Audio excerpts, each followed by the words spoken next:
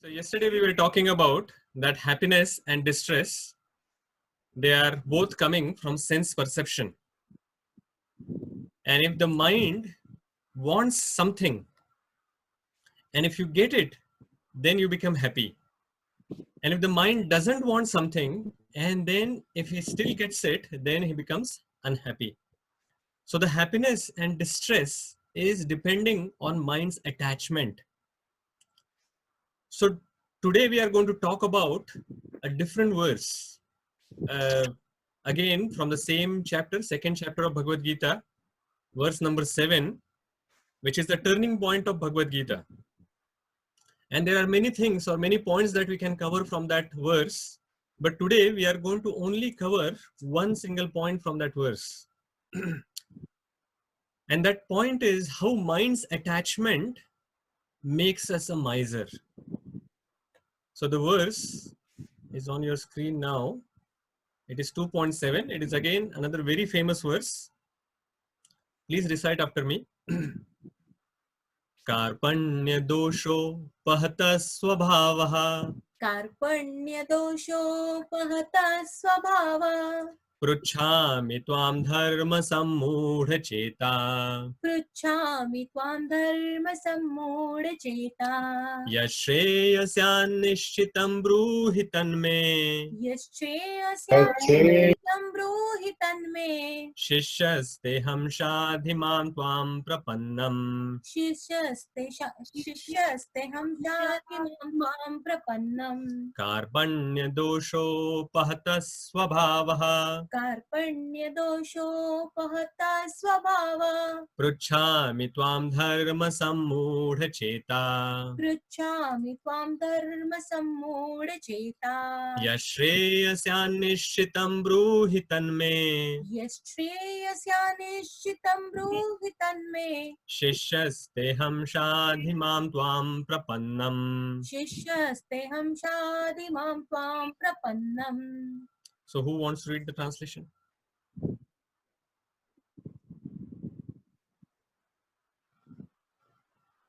Yes, Shiva Prabhu.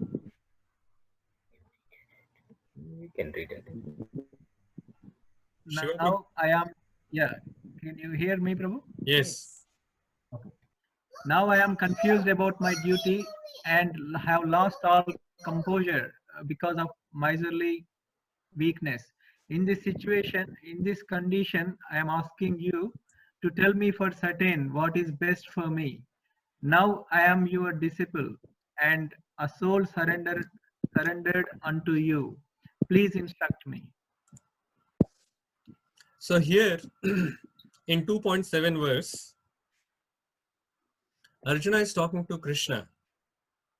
And he's saying that now I am very confused. I don't understand what is my duty. And I have lost all my composure because this is very important. This part, that is what we are going to cover. Because of miserly weakness, he says. Karpanya dosha. So that is what we are going to cover. And in this condition, I am asking you to tell me for certain what is best for me. So he's not asking for any ordinary thing. He's saying, tell me what is Shreyas for me. Yes, Shreya.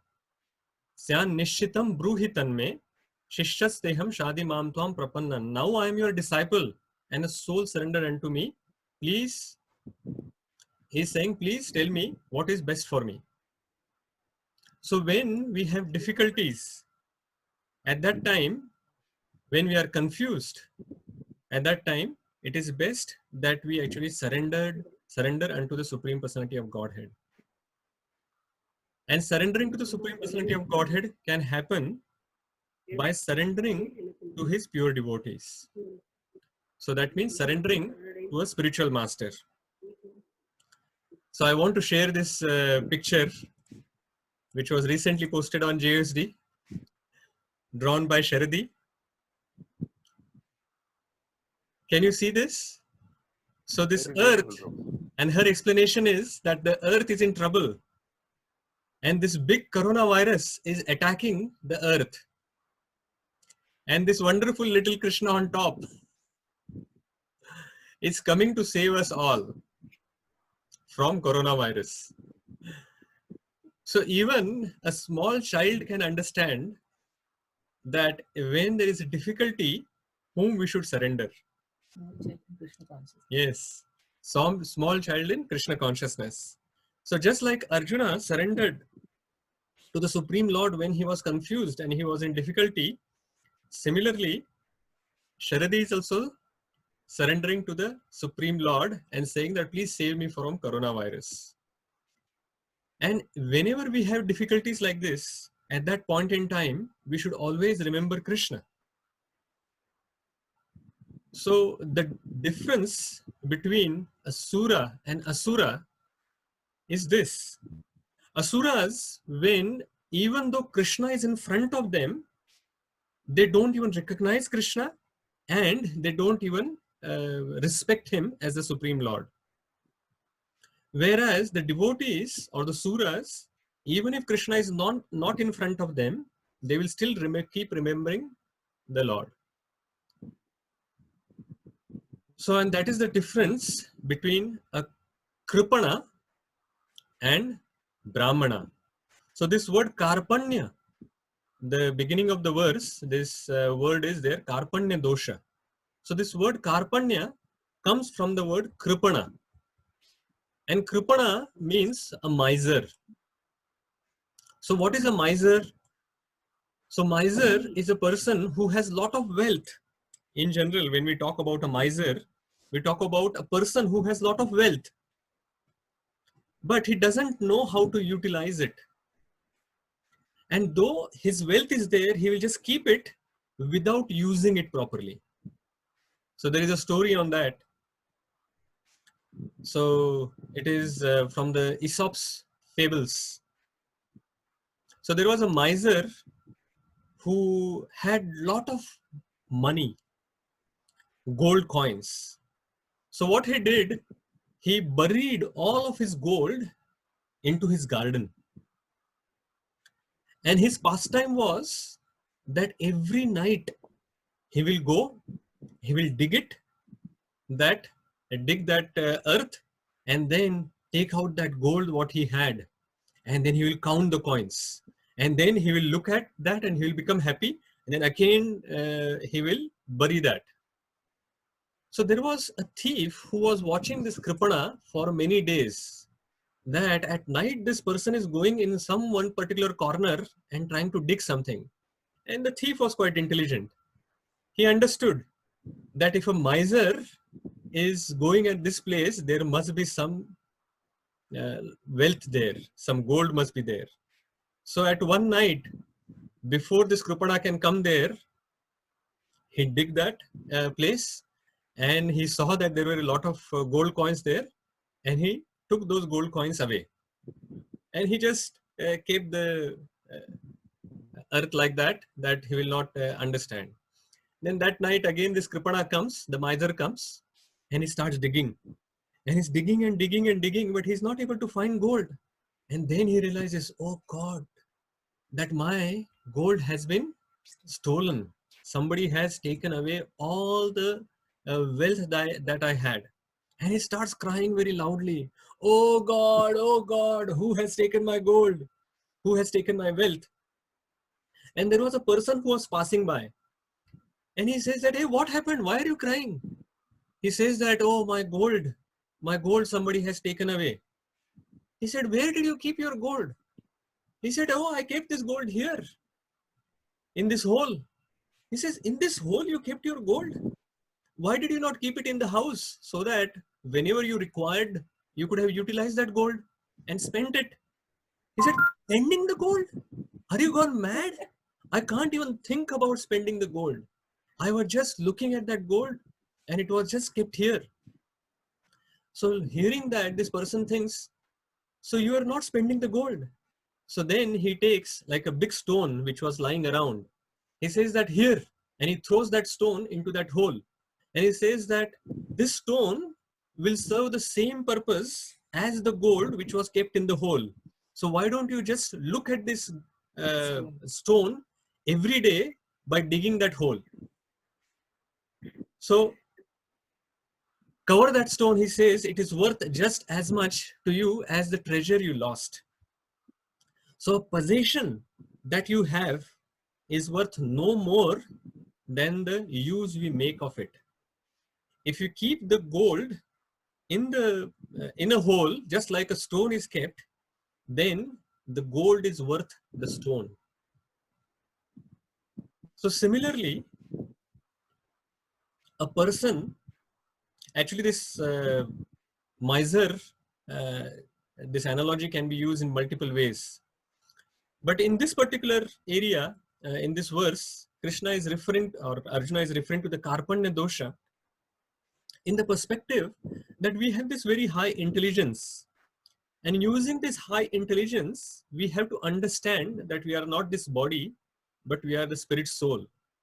And we are a spirit soul which is connected, which was originally connected to the Supreme Lord, but we have forgotten that connection. And we think that we are this body, and everything related to this body, all the material possessions that we have, that is all in all. There is nothing beyond it. So if we actually use our higher intelligence to just look at all the bodily things and not considering the self-realization, not using it for the self-realization, then we are using the gold just like a stone. We have had this consciousness of body when we were in animal lives as well. So this is not the only life that we have taken.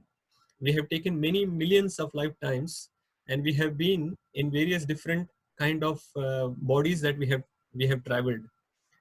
Now that we have given up that animal body, we have come to a human body where we have this higher intelligence, we have this free will. And using this free will, using this higher intelligence, we can think long term. We can think what is Shreyas. But using this intelligence and using this human life, if we just look at the short-term benefits, short-term goals, and if you only concentrate on that, then that person is a Kripana. So we have to actually give up this Kripana mentality of utilizing our higher intelligence only for eating, mating, sleeping, and defending. And we have to actually think long term.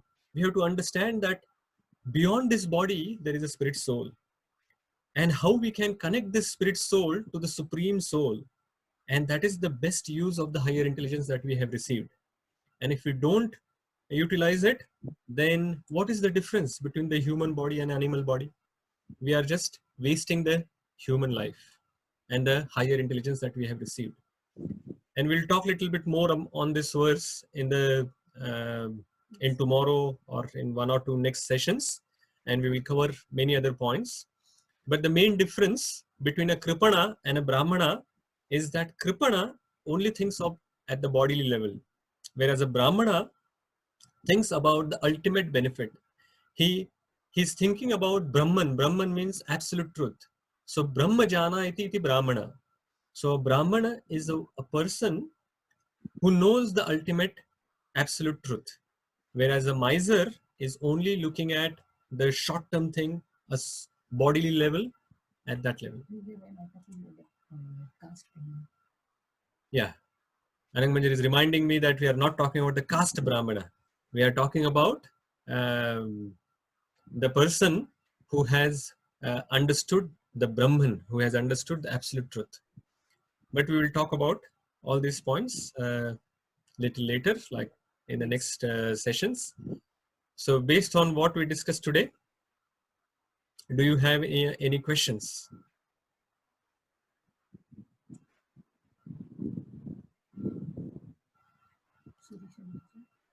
So this Shirisha Mataji, your hand is up. Is that for asking a question, or was that up earlier?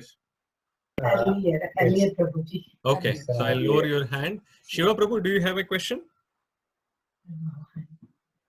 No, he has also taken the hand down. No.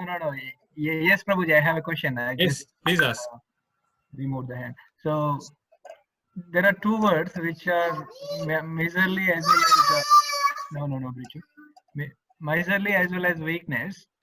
So miserly, it's talking about the material world problems, or is it like Arjuna calling himself miser? What is it actually miser he is referring? Yeah, so he's referring himself as a miser because if you remember what has happened in the first adhyaya or first chapter of Bhagavad Gita, where he has seen all his family members ready to fight with him, and looking at that, looking at them, looking at the family members as well as his guru, like Dronacharya, who's standing opposing to him, and then looking at them, he has become confused that Compassionate. whether I should be fighting with them or not. So he understands that this weakness that he has developed is because of his bodily consciousness, because these relatives, they are related to his body, and based on that he's thinking that, oh, if I'm not doing my duty because of this bodily consciousness, that is why he's referring himself that he's suffering from karpanya dosha. And that is why in the translation it is said that I don't know now at this point in time what is my duty. So I'm confused about my duty and I have lost all my composure because of this miserly weakness. And that is why he is asking for help from Krishna. Okay, Prabhu. Thank you. Hare Krishna. Anyone else has any questions? Okay then, Hare Krishna. Thank you very much. See you Krishna. tomorrow. Srila Thank- Prabhupada ki. Thank you, Jai. Prabhuji.